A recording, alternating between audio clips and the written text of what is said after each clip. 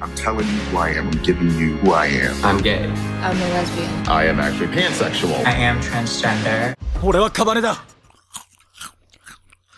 Wow. There's so much prejudice these days. I mean, look at this guy. He can't even identify as a half-human, half-man-eating zombie without these people getting terrified and trying to shoot him. Is the world so crazy right now with zombies terrorizing cities that one guy can't crave 1 or 2 or 3 gallons of human blood without being immediately judged for it? I mean, see, this is why we need more awareness. This is why we need freedom of speech.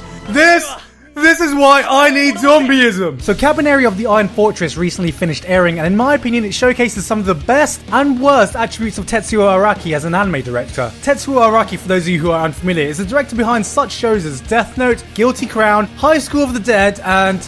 what was that one show everyone was talking about a few years ago? Oh yeah! Attack on Titan! Hey, good to know you were pushing back Season 2 to make exactly the same show you just fucking made, you bloody bellend. I'm just messing. See, Kabaneri of the Iron Fortress and Attack on Titan are totally different. I mean, sure, some might say there's some similarities between humanity being pushed back behind walled cities in fear of the threat of man-eating monsters, starring a passionate, impatient main protagonist fueled by vengeance, who happens to be a human with special traits of the monsters they are fighting, complete with a badass female sidekick who is the real one doing the ass-kicking in the show. And don't forget, it screws over its writing halfway through the show, so you see, it isn't really an Attack on Titan clone at all.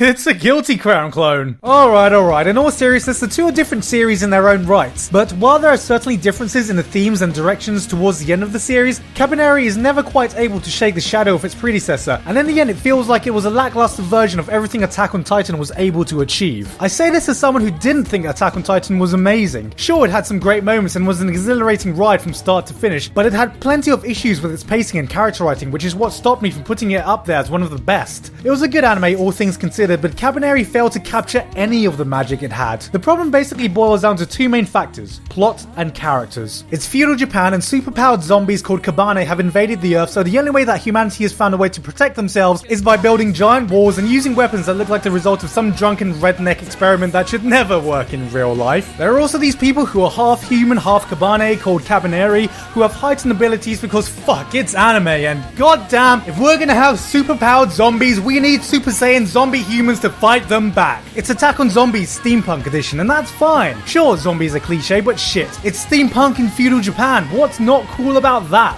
Nothing's wrong with a premise that's been done before as long as it's executed well, but unfortunately, it's not. See, while in Attack on Titan, it felt like humanity was really in a hopeless situation and that there was little they can do to fight against the Titan threat. In Kabaneri, while the Kabane themselves do actually look genuinely terrifying, a lot of the danger is simply there from stupid character decisions that are only made to find some way to cause chaos for the story, and it's not very surprising at all when the situation gets fucked. Do we take the safe route, or shall we risk the shortcut that takes a much more dangerous route where nothing can go wrong? Oh, whoopsie daisy, where did this Kabane horde come from? It's not like I was warned about this before coming here. Or how about that one episode where for some convoluted reason Mume decides, oh, her name's Mume by the way, Mume decides to ignore the objective the rest of her team are working on and goes off by herself to get some solo kills. Congratulations Mume, you got play of the game. That's fucking fantastic, and these are some sick plays. But let's see how the rest of your team are doing. Oh look, everyone's dead because you lured the horde in, but don't worry, at least you got a great KDA, you dumb bitch. Fuck this shit, I'm not playing with you again. It feels like the biggest danger to humanity aren't the Kabane,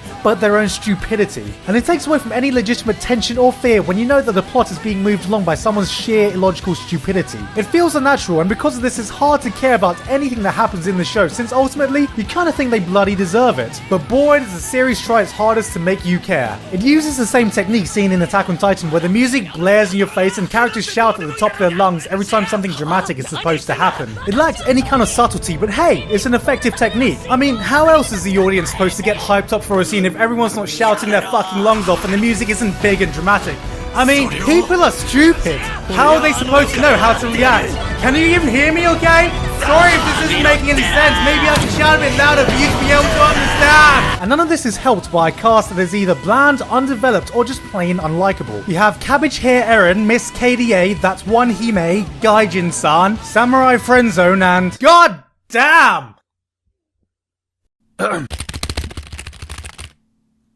What are you still doing here? Go to the next part of the video. Go to the next part. Go to the next part of the video. The issues with the characters become more apparent during the second half of the series when a villain is presented, and the show changes from a fight for survival type of story into a revenge plot. But instead of adding any depth into the characters, it instead makes everyone more cliched. And the villain ended up being an unsympathetic psychopath who had little reason to go as far as he did to want to, well, fuck up the entire world, apparently. Now, you may be sitting there thinking, oh man, Gigguk, you're really tearing the show a new one. Come on, that's not fair. It wasn't that bad. It's not fair that you compare it to Attack on Titan. It's its own show with its own thoughts and feelings and shouldn't be judged based on appearances because it's beautiful inside. It's a beautiful butterfly waiting to spread its wings. Let it fly, Gigguk, let it fly! And maybe you're right, but that's because seeing a series like this upsets me. It upsets me because there's obviously been a lot of work and passion that's been put into this, and it shows. Visually, the series looks gorgeous, and not just because some of the action sequences are absolutely stunning, but you can tell that a lot of thought has been put into the look and feel of this world. So much attention to detail has been put into how the world presents itself, to the little intricacies of the steampunk technology used in the train and their weapons, the design of each individual settlement they visit, every character having their own unique style and quirk with this vintage art style, to the Kabaneri looking genuinely terrifying from start to finish as opposed to giant naked monsters with Down syndrome. It feels like a living, breathing world that could actually exist, and something like this doesn't come along with no thought put into it. The music is also exceptional, with the opening theme being done by the Egoist and the soundtrack being done by Hiroyuki Sawano. Whether you're bored of Sawano's bombastic sounding tracks or not, he definitely knows how to make tracks hype you up to no end, and it definitely fits with Araki's directing style. So with all that said, it blows my mind how a show which seemingly oozes passion and effort from the people behind it can somehow feel completely bland and uninspired at the same time. It's an oxymoron! This anime is an oxymoron! This girl is an oxymoron! Everyone in the show is a fucking moron! God, why is everyone in the show so fucking stupid? So much potential was dropped, which is a huge shame because there's actually a lot that this show does well. And I think a lot of it is down to the director and the team he works with, because this isn't the first time they've managed to take something completely bland and actually make something out of it. High School of the Dead had no right being as fun and entertaining as it was. Guilty Crown, for the absolute mess in writing that it contained, actually had some scenes that touched me. And Attack on Titan would never have hit as hard if he didn't have a hand in it. What Araki is great at is being able to make scenes that hit really hard even if he has no right in doing so, making us care for a second about characters we really shouldn't care about, or making dumb cheesy action scenes into blood-pumping sequences that keep you on the edge of your seat. Even with trashy source material, he's been able to make something out of it, but the problem with Kabaneri is that it doesn't do anything new while never being able to surpass what came before it. There might be some well-directed individual scenes in it, but no death hits quite as hard, no scene quite as shocking, and no fight quite as big. As it stands, Kabaneri of the Iron Fortress feels like a failed Attack on Titan inspired show. I know plenty of people will tell me I should judge the series based on its own merit, and while some of the themes are different, it doesn't manage to achieve anything that Araki's previous work hasn't already done better, even when it tried going a different direction. Even if I were to judge it by itself, it would have been a visually stunning, completely average show that, thanks to its writing and characters, dropped its potential to stand up there with the greats, which it easily could have done with the passion that was obviously put into it. You will enjoy this show more if you never watched Attack on Titan, but I see no reason to recommend it over it. But now, can we at least take a moment for all the men who watched this, who suddenly came to the conclusion that, oh god, the fangirls from Free were right all along! Back muscles are sexy, how are we so blind?